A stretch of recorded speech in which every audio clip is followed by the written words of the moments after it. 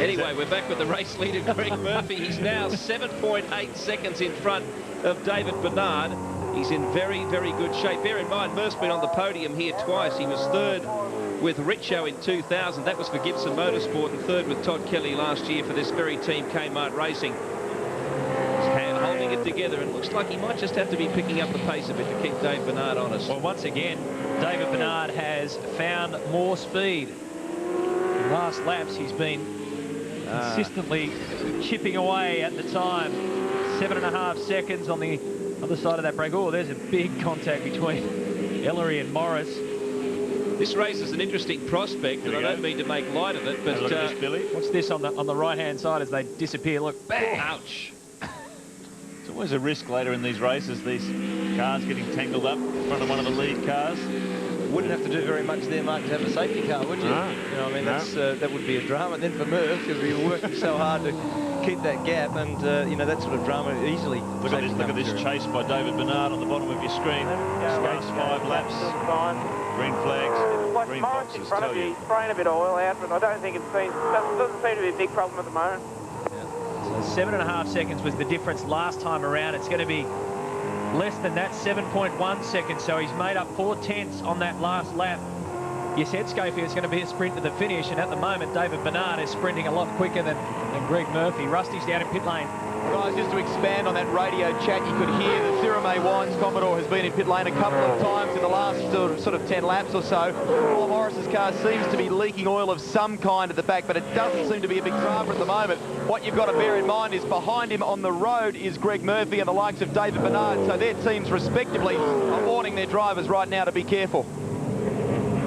Murphy, 7.1 seconds to lead over Bernard. The times, as Mark Scaife pointed out, when all this rubber's down on the road, later in the day, cooler temperatures, the cars will quite often do their quickest laps of the race. And Bernard has ducked down into the low 12s, so 1:12.1 on the previous lap. 4/10 faster than race leader Murphy. And look at this.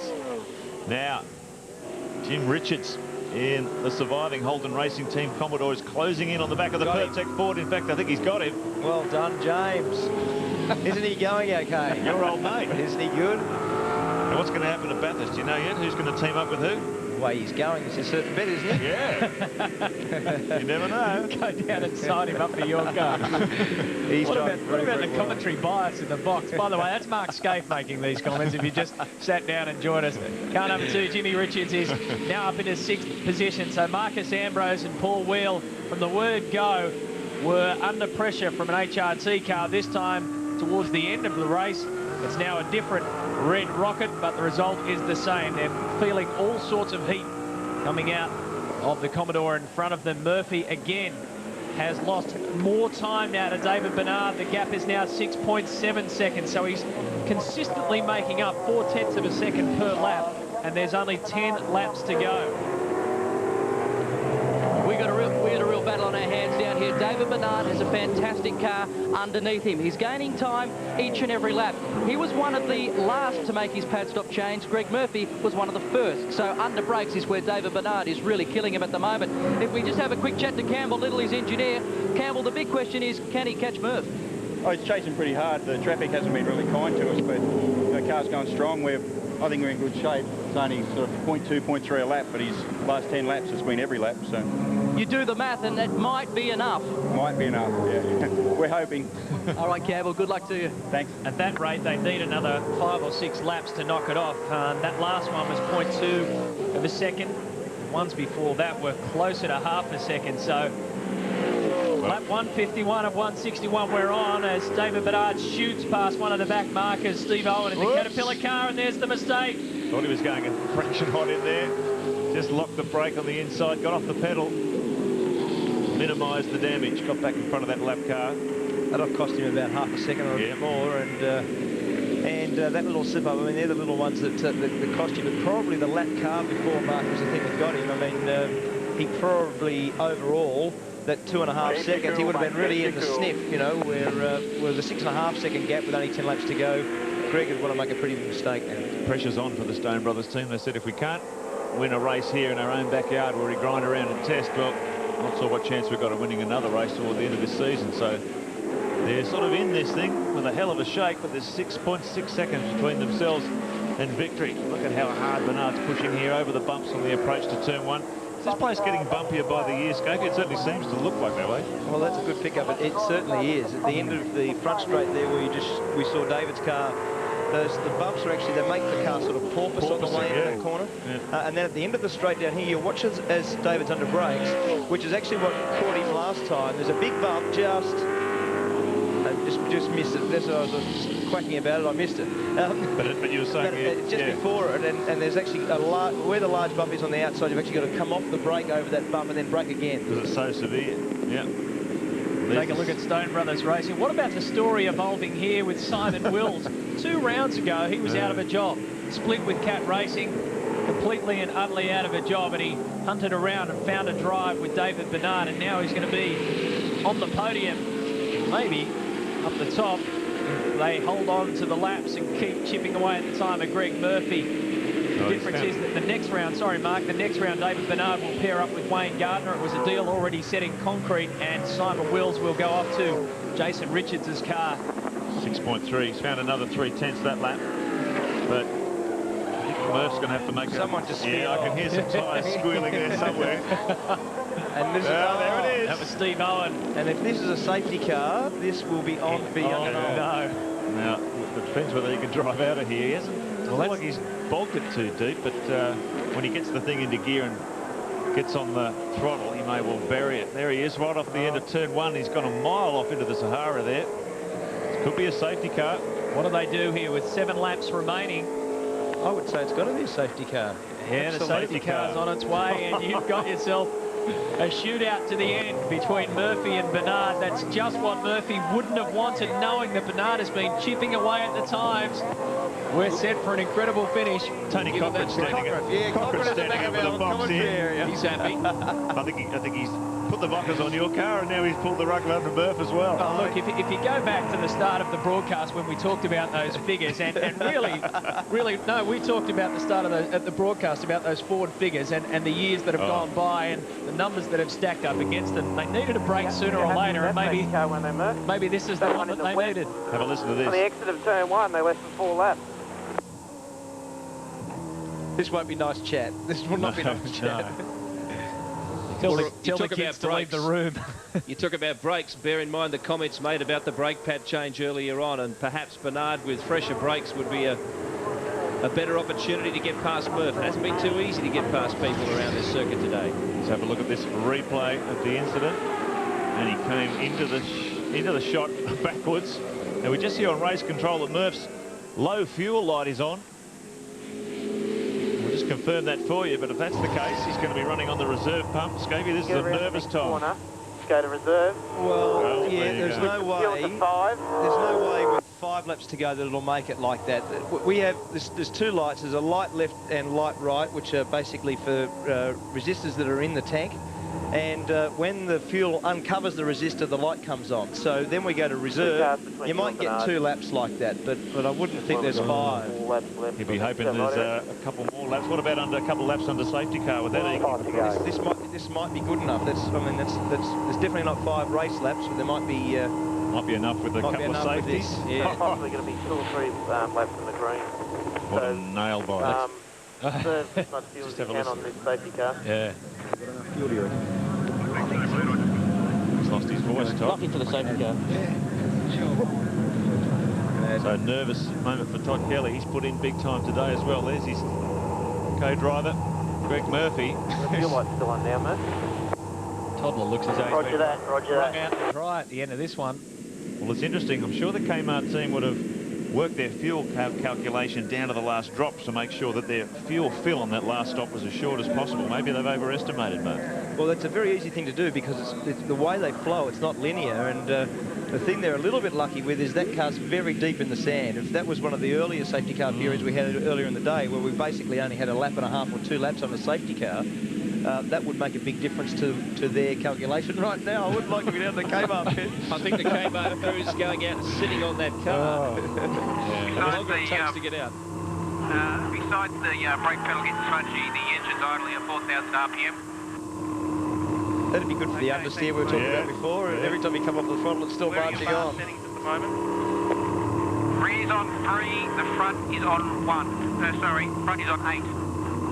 Okay, and is the car okay, is that? Yeah, it has a little bit too much understeer for my liking, but we'll live with it. He's been living with it all season in that car.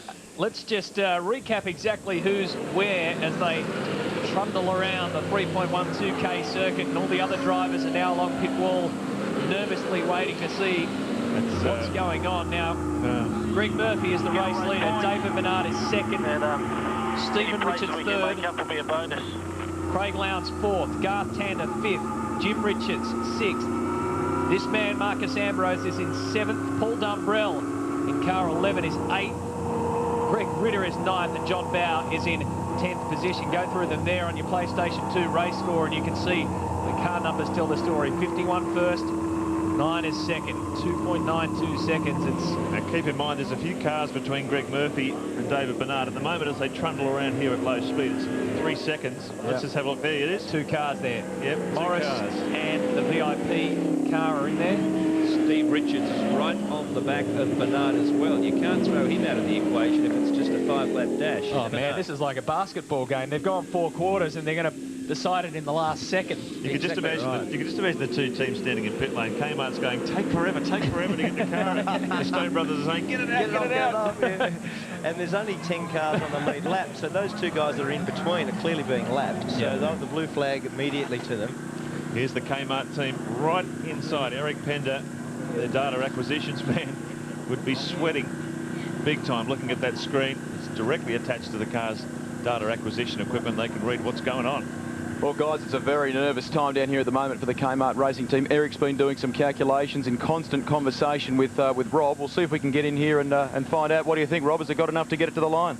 We hope so. At the moment, we've had a bit of a fuel pickup problem, and we'll just wait and see. Bit of fingers crossed stuff going on down here, guys, I think. Yep. No, Greg Murphy. Everything will be crossed.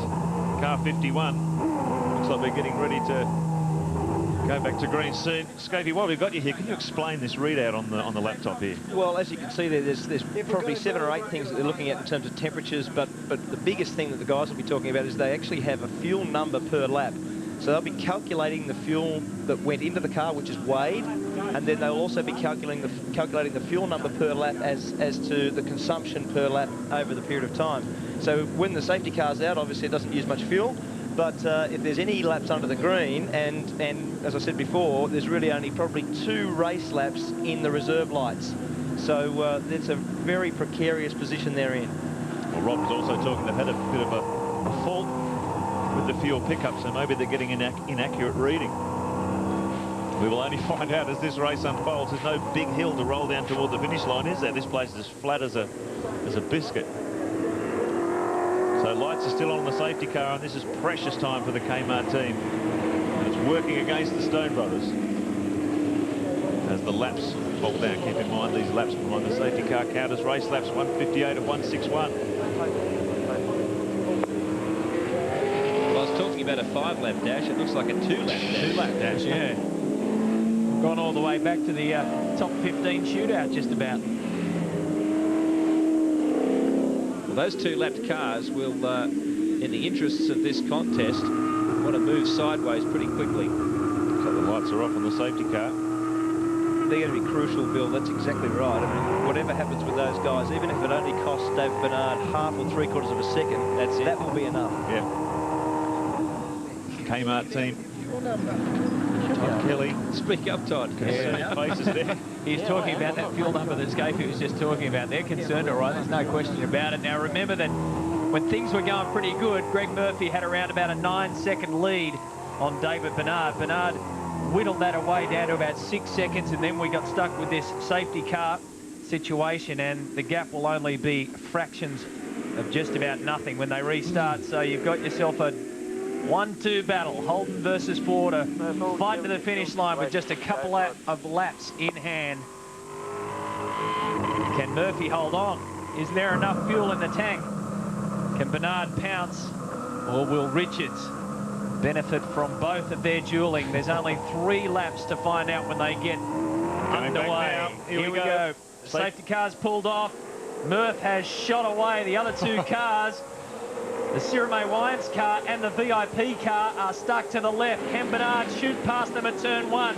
He gets past one. Richards goes with him. What about the Sirame car? That's still in the way. So Murphy heads down towards turn 2. He's still got the race lead. I can remember Paul Morris playing a pivotal role at a Bathurst result a few years ago. It's going to be interesting to see whether he makes life tough for David Bernard in this critical phase of the race. Down toward turn 3, 250 k's, hard on the brakes. Leaves the door open and Bernard sneaks up the inside, so it's a clean fight now. Well, he shuts Stephen Richards out too. Morris shut Stephen Richards out coming around that corner. There was a bit of a gap between there, so Stephen Richards will come back up now around turn 4. So now we've got Murphy and Bernard head-to-head at the front. There's Murphy.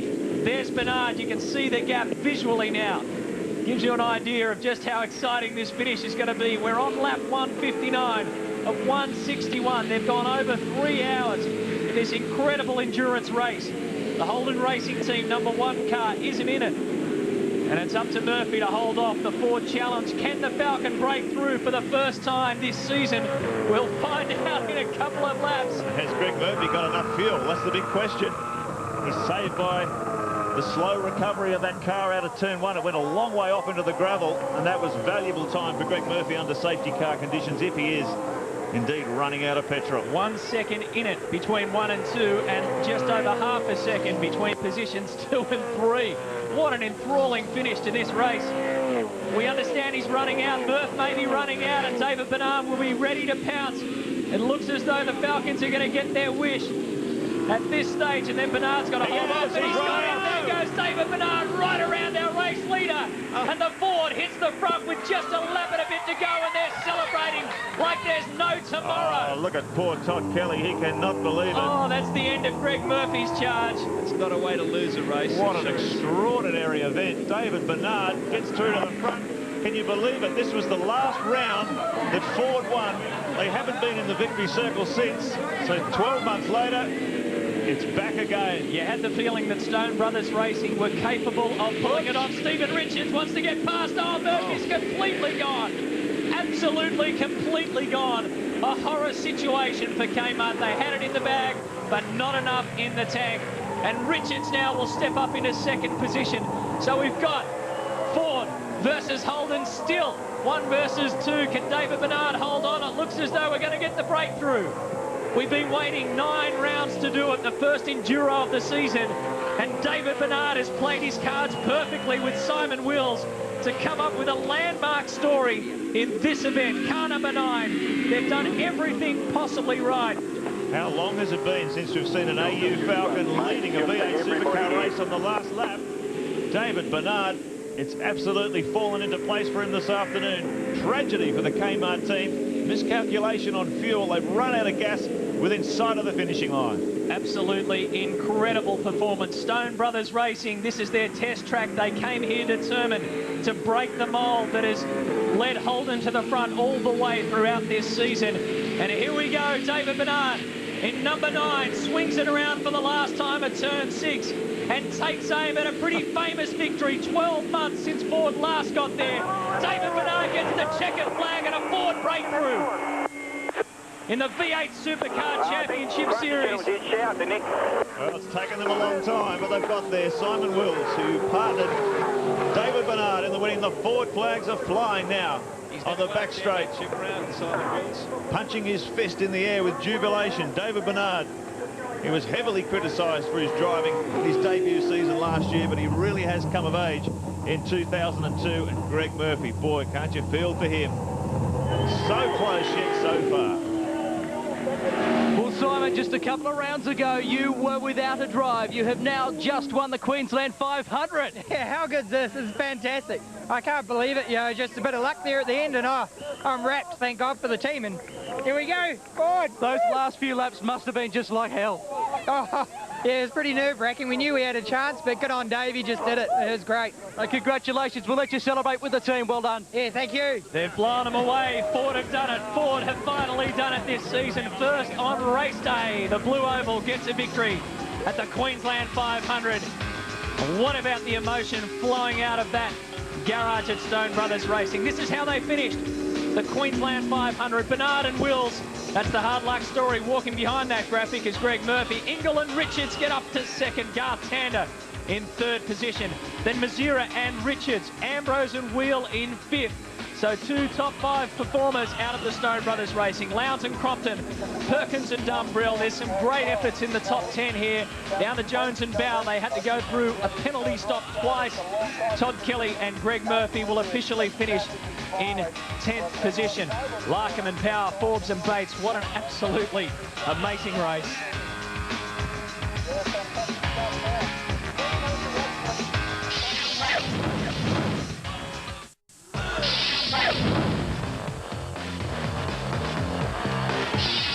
A maiden victory for Simon Wills and David Bernard. It wasn't the Stone Brothers team that topped the timesheets after final qualifying, but they were up there all weekend and the race pace was exceptional. Here's Greg Rust with the man who brought the car home for the breakthrough victory for Ford against Holden. And Billy, he's pretty wrapped about it too. Dave Bernard, well done. Yeah, I'm pretty happy. What an awesome race. What do you say? The team did a good job. Simon, awesome in the wet. It's true what they say about Kiwis, they're good in the wet. But to be sent here right now on the podium, probably a little bit lucky, but geez, I would love to have had to go fair and square at him. I had his measure, and well, I could have passed to be another thing, talking about Murph. But anyway, I'll take it. Head up there on the podium, mate. Great effort. Thanks a lot, and commiserations to Murph, but there you go. David Bernard is the winner there. We'll move to second place. The driver who drove car 16 across the line, Steve Richards, well done. Thanks, Rusty. Yeah, great job by the guys who worked really hard all weekend. We really tried to tune the Castrol Holden Commodore for the race, and it wasn't too bad. I must admit, it was actually a bit better on full tanks than it was empty, so full credit to the guys. Great stuff. Nice to see you on the podium too, mate. Hey, nice to be up here, believe me. Steve Richards there in second place. We're bringing car 16 home second. And what about this bloke? Boy, he was in the heat of the action all day. Third, Garth Tander. Well done. Thanks, Rusty. If you asked me before the race started if we're going to be on the podium here, I would have told you no. You did? Yeah, it wasn't real good. But the guys did a great job. The guys had an awesome stop that last stop, got us track position. And then, mate, I didn't care how long the freight line was behind me. They weren't going to get by me. Great effort for you, Bargs, and the team, mate. Well done. Thanks, Rusty. Cheers. You never know in this business. Don't forget, Tander and Bargwana had an engine change on day one, and that really set them behind the pace. Final qualifying, they weren't even around there, but nevertheless, tremendous performance. Quite an extraordinary finish. We'll come back and wrap it all up for you after this break.